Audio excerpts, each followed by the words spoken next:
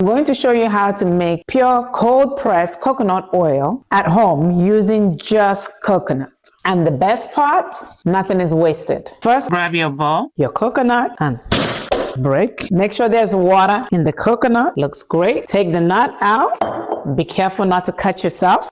Remove the brown part. You can either use a potato peeler to remove it like so, or use a knife to remove it like this, but be careful not to cut yourself. I find it much easier to use the knife. It is not necessary to remove the brown part of the coconut, especially if you're not making the flour, but I am using the pulp to make coconut flour, so I'm removing it so that I can have that snow white coconut flour. Next, we wash it. You can even see that the oil is beginning to separate. We chop it into smaller pieces.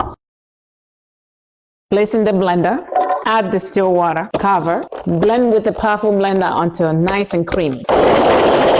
Strain. You can use a mesh strainer or you can strain in a cheesecloth. Pure coconut milk. You can save some of it.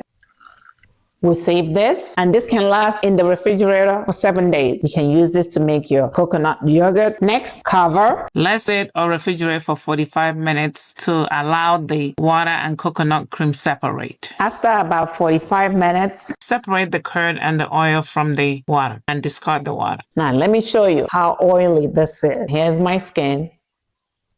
Look at that. And we haven't even fermented it. What is in here is not curd and cream. We ferment it by placing in an airtight container. We let it sit on the counter for 14 to 24 hours to release those iconic coconut smell. After 22 hours, look at that oil.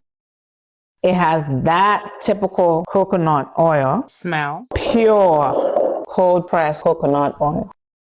Separate the oil from the curd, then place in the refrigerator in a cold place to solidify to get your typical coconut oil. Voila! That's your pure cold-pressed coconut oil. No heat, no chemicals, no junk. This oil is a game changer for cooking and baking, glowing skin and anti-aging, hair repair and growth, natural deodorant, and DIY lip balms. And yes, you just made it in your own kitchen. Would you try this at home? Drop oil in the comments and follow to see how I turn the leftover pulp into coconut flour in part 2.